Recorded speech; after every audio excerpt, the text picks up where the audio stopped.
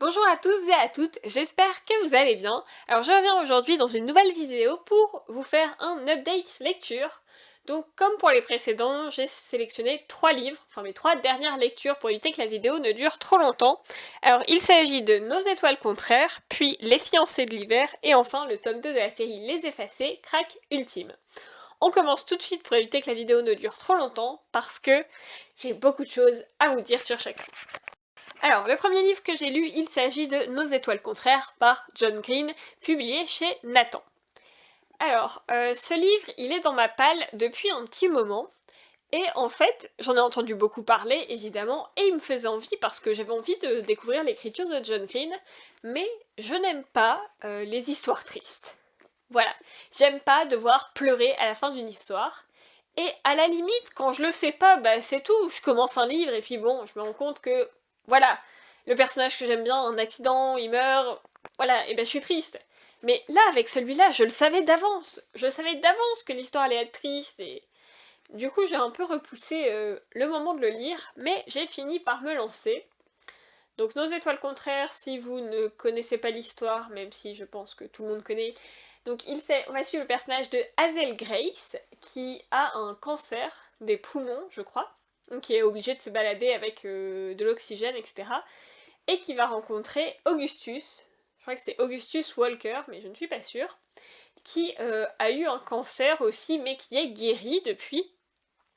Et en fait, les deux jeunes gens vont apprendre petit à petit à se connaître. Hazel ne veut pas se rapprocher d'Augustus parce qu'elle sait que ses jours sont comptés et elle veut pas le faire souffrir une fois qu'elle partira.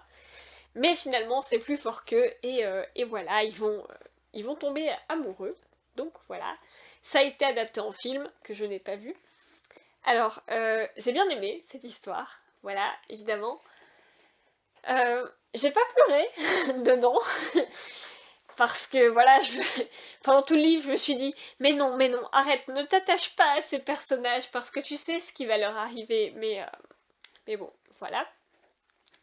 Après, l'histoire est belle, vraiment, c'est une belle histoire d'amour et voilà, ces deux personnages qui sont tellement mignons et leur histoire, elle est belle et en même temps elle est dramatique et c'est encore plus beau, etc. Après, l'histoire du livre en elle-même, donc tout tourne un peu autour d'un livre. Et bon, voilà, c'était, je pense, histoire d'avoir un fil directeur dans le livre, mais c'est pas franchement intéressant, enfin en tout cas, moi je m'en foutais pas mal de l'auteur du livre, que ce soit un gros con ou pas, qu'ils aillent le voir ou pas, bon, c'était pas vraiment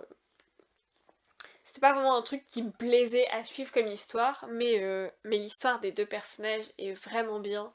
Et voilà, si comme moi vous êtes super en retard, vous ne l'avez pas encore lu, eh bien je vous le conseille. C'est pas un coup de cœur, mais c'est quand même une très bonne lecture et je pense que je lirai très bientôt un autre livre de cet auteur. Si possible, un peu moins triste. Voilà, hein, si on peut, sait jamais. Mais vraiment, c'est une bonne lecture et voilà. Je suis contente de l'avoir lu et de pouvoir enfin comprendre l'engouement qu'il y a autour de ce livre. Alors, pour rester dans les lectures très très connues, j'ai lu le premier tome de la série La Passe Miroir, donc qui est Les fiancés de l'hiver par Christelle Dabos, publié chez Gallimard.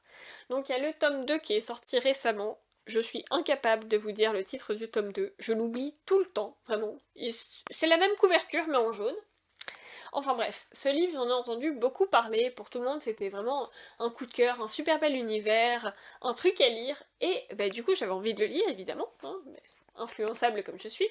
Sauf que à chaque fois que je le prenais et que je regardais la quatrième de couverture et que je lisais le résumé, je me disais mais non, en fait j'ai pas envie de le lire, enfin le résumé me donnait pas du tout envie, l'histoire avait pas l'air géniale quoi. Donc en fait, le monde, pour vous expliquer un peu, le monde a été divisé en plein de genres de petites îles, enfin je sais pas trop, des genres d'îles qui flottent dans les airs. Je suis incapable de décrire ça, mais je sais plus le nom du truc, mais voilà. Bref, vous avez un peu plein de petites îles partout, et donc voilà, suivre Ophélie, donc qui vit dans sa petite île, tranquillement, etc., qui travaille au musée en tant que liseuse, ça lui va très bien, elle est très contente de sa vie, son seul problème c'est que, voilà, elle ne trouve pas de mari, ou en tout cas à chaque fois qu'on lui en présente un, elle refuse, et un jour, on va lui dire que enfin on va l'obliger en fait à épouser Torm qui vient d'une autre île, et donc elle va devoir partir de son île, de sa famille, pour aller rejoindre Torm là-bas. Autant vous dire qu'elle n'est pas super enthousiaste, et on la comprend. Et le truc drôle, c'est que Torm non plus, il n'a pas envie de l'épouser. Hein. Les deux sont très contents d'être ensemble, vraiment. Mais aucun des deux ne peut refuser puisque c'est un mariage diplomatique. Il faut ressouder les deux îles, en fait. Donc voilà, il doit faire contre mauvaise fortune bon cœur et y aller. Et une fois arrivé sur l'île de Torm, Ophélia va se rendre compte que, en comparaison, l'île d'où elle vient, c'est un petit peu le monde des bisounours. Parce que sur l'île de Torm, ce n'est que des coups tordus. Voilà, tout le monde veut... Voilà. C'est vraiment intrigue à la cour, etc. Et tout le monde veut renverser tout le monde. Elle se rend compte que tout le monde déteste son mari. Dans le genre, vraiment, tout le monde. Et du coup, tout le monde la déteste aussi, donc elle doit rester cachée. Bref, c'est un gros bordel une fois arrivée sur cette île. Et voilà. Donc, le résumé me donnait pas du tout envie, comme je vous le disais, mais finalement je me suis dit, bon, allez, lance-toi, au pire, qu'est-ce que tu risques? Et en fait, j'ai adoré. Je sais pas pourquoi, parce que l'histoire en elle-même a rien de particulier, il n'y a pas des tonnes de rebondissements, mais genre, une fois que vous êtes dedans, quoi. J'ai adoré la plume, l'histoire et tout, et c'est tout, quoi. C'est un coup de cœur, mais absolu, vraiment, et je m'y attendais pas du tout. Donc voilà, franchement, si vous n'avez pas encore lu Les Fiancés de l'hiver parce que vous hésitiez un peu, que le résumé vous donne pas forcément envie, mais lisez-le quand même, parce que, voilà, une fois qu'on y est, c'est un univers fantastique, mais génial, et les personnages sont trop bien, parce que, voilà. Il y a plein de personnages où on ne sait jamais s'ils sont gentils ou pas.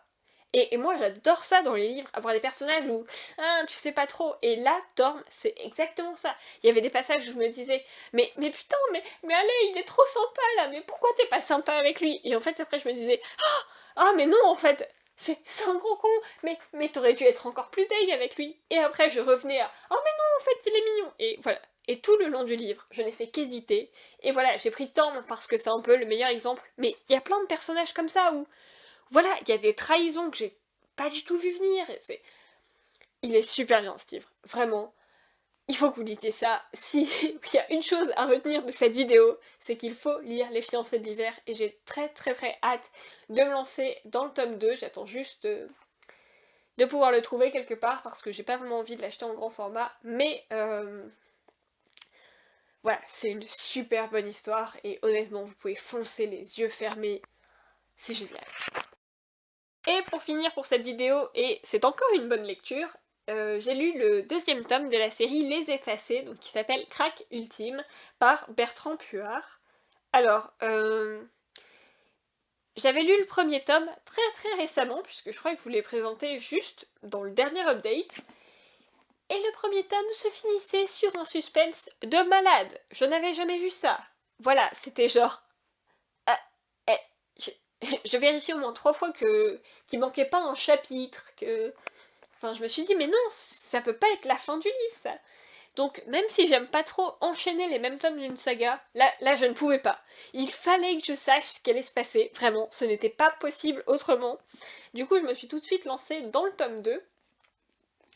Alors, on reste dans le même principe que le premier tome des Effacés, puisque, en fait, les Effacés, ce sont des gens qui en savaient un petit peu trop, donc on voulait les faire disparaître, le on signifiant généralement des multinationales super riches, ou même des gouvernements, etc.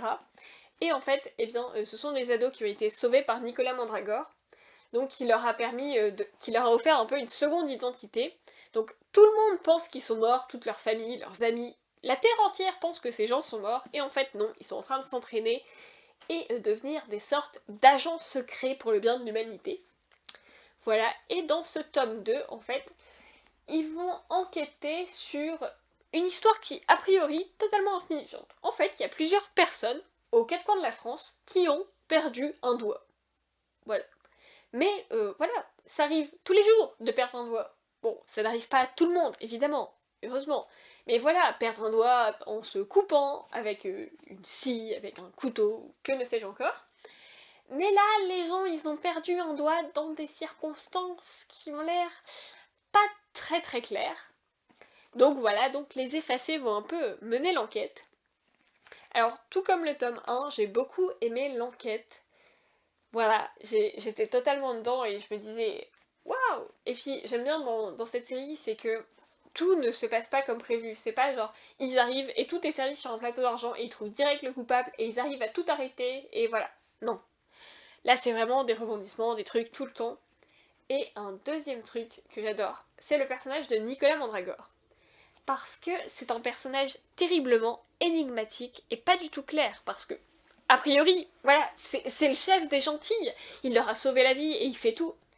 Et en réalité, plus les tomes avancent et plus tu te rends compte que il y a un truc qui cloche chez ce gars, et même pas qu'un. Et la fin du tome 2 d'ailleurs se finit comme ça, et tu te dis, oh là là là là là là là là, mais qui est Nicolas Mandragore? Vraiment. Le seul problème avec ce personnage, c'est que son nom me fait terriblement penser à Harry Potter. Je ne peux pas entendre Mandragore sans penser au deuxième tome d'Harry Potter. Mais à part ça, c'est un très bon personnage qui met beaucoup de suspense, et voilà, j'adore les personnages où tu sais pas s'ils sont gentils, méchants, de quel côté ils sont, et qu'est-ce qu'ils foutent, et c'est quoi ce bordel. Par contre, le reproche que j'aurais à faire à ce livre, c'est que,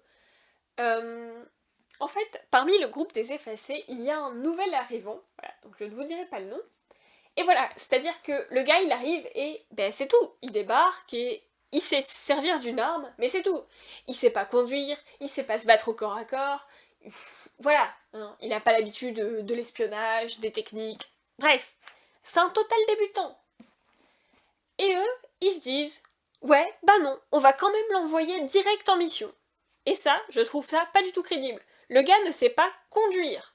À quel moment tu te dis, mais oui, on va l'envoyer en mission contre une multinationale, parce qu'il va réussir? Non, non, je suis désolée, ça, c'est pas logique. Voilà, donc j'adore cette série, y a pas de problème, c'est vraiment bien, mais là, il y a un problème, hein, tu n'envoies pas un gars comme ça, tout seul. Et en plus, moi j'aime bien, enfin, à chaque fois que je parle de cette série, je peux pas m'empêcher de la comparer à Cherub, parce que voilà, c'est un peu le même truc avec des ados en agents secrets. Et dans Cherub, un des trucs que j'ai préféré, c'est le premier tome avec l'entraînement initial. Parce que voilà, les 100 jours en enfer, c'est trop bien. Et du coup, bah voilà, j'aurais bien aimé retrouver ça avec, bah voilà, avec ce personnage qui arrive et qui doit se former aux techniques d'agent secret, et voilà, acquérir la condition physique, l'expérience. Et là non, il est envoyé comme ça sur le terrain et tout. Je trouve pas ça hyper crédible. Mais mis à part ce point négatif, vraiment c'est une très très bonne série. Alors, j'ai fait des recherches un peu sur cette série pour voir d'autres avis. Je n'ai trouvé aucune vidéo parlant de cette série, à croire que personne ne l'a jamais lu avant. Donc voilà, du coup, si vous n'avez jamais lu, si vous avez bien aimé Cherub ou les romans d'espionnage en général, ou voilà, avec des agents secrets et tout, foncez sur la série Les Effacés parce que c'est vraiment, vraiment bien. Voilà, c'était mon deuxième conseil de cette vidéo. Voilà, c'est fini pour cette vidéo, j'espère qu'elle vous a plu, je suis désolée si elle est un peu longue, honnêtement. À chaque fois j'essaye de présenter pas trop de livres pour que ça dure pas longtemps, mais j'ai toujours trop de trucs à en dire dessus.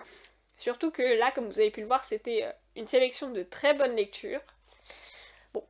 Bon, je vais pas me plaindre, hein. Je suis bien contente qu'ils m'aient tous plu. Donc voilà, j'espère que cette vidéo vous a plu, et si vous avez lu certains de ces livres ou que ça vous a donné envie de les lire, n'hésitez pas à me le dire en commentaire pour qu'on puisse en discuter. Je vous retrouve très bientôt pour une prochaine vidéo, et d'ici là, prenez soin de vous.